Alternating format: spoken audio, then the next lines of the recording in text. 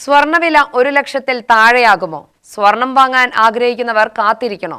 പവന് ഇന്നലെ കുറഞ്ഞത് 3,160 രൂപയാണ്.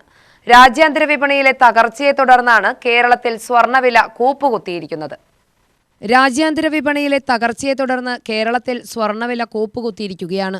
ഇന്നലെ ഒരു പവൻ സ്വർണത്തിന് 3,160 രൂപ കുറഞ്ഞത് ഈ മാസത്തെ ഏറ്റവും താഴ്ന്ന നിരക്കായ 1,09,160 രൂപയായിരുന്നു. ഗ്രാമിന് 395 രൂപ കുറഞ്ഞ് 13,645 രൂപയായി. ഈ മാസത്തിൽ ഒരു തവണ മാത്രമാണ് സ്വർണ്ണവിലയിൽ ഉയർച്ചയുണ്ടായത്. ബാക്കി എല്ലാ ദിവസങ്ങളിലും വിലയിടിയുന്ന ട്രെൻഡിലേക്ക് കടക്കുകയായിരുന്നു. ജൂൺ 1-നാണ് സ്വർണം ഏറ്റവും ഉയർന്ന നിരക്കിൽ രേഖപ്പെടുത്തിയത്. അന്ന് വില 1,14,560 രൂപയായിരുന്നു. ഈ ഉയർച്ചയിൽ നിന്നാണ് വില കൂപ്പുകുത്തി താഴെ വീണത്.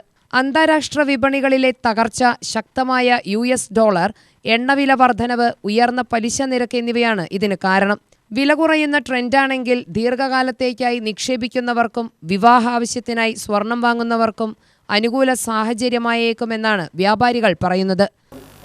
1 ഗ്രാമിൻ്റെ ഗോൾഡ് റേറ്റ് വന്നിട്ട് 14,040 ആയിരുന്നു.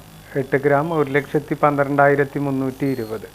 ഇന്ന് ജൂൺ 10-ാം തീയതി 1 ഗ്രാമിന് 13,645, അതായത് ഗ്രാമിന് 395 രൂപ വെച്ച് കുറഞ്ഞിട്ടുണ്ട്. ഇന്ന് 8 ഗ്രാമിന് 1,09,160. ഇപ്പോൾ ഓഫ് സീസണാണ്, പക്ഷേ റേറ്റ് കുറഞ്ഞിട്ടുണ്ട്. സെയിലും ഒരു ആവറേജ് ലെവൽ പോകുന്നുണ്ട്. പക്ഷെ പഴയ പോലെ ഒരു കണ്ടിന്യൂവേഷൻ ആയിട്ടുള്ള സെയില് ഇപ്പോൾ നടക്കുന്നില്ല.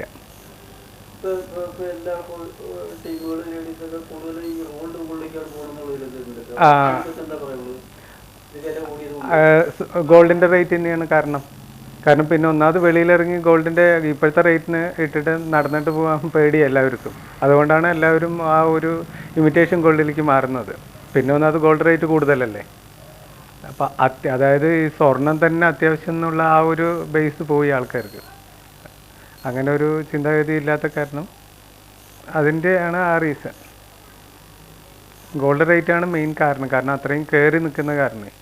നേരത്തെ എന്നൊക്കെ പറയുമ്പോൾ കുറേ മുമ്പൊക്കെ ഇത്രയും കുറവായിരുന്നു. ഒരു 60-70 ലെവലിൽ വന്ന് നിന്നതാണ്. കുറച്ച് മാസങ്ങൾക്ക് മുന്നാണ് ഇത്രയും റേറ്റ് കയറി വന്നിരിക്കുന്നത്.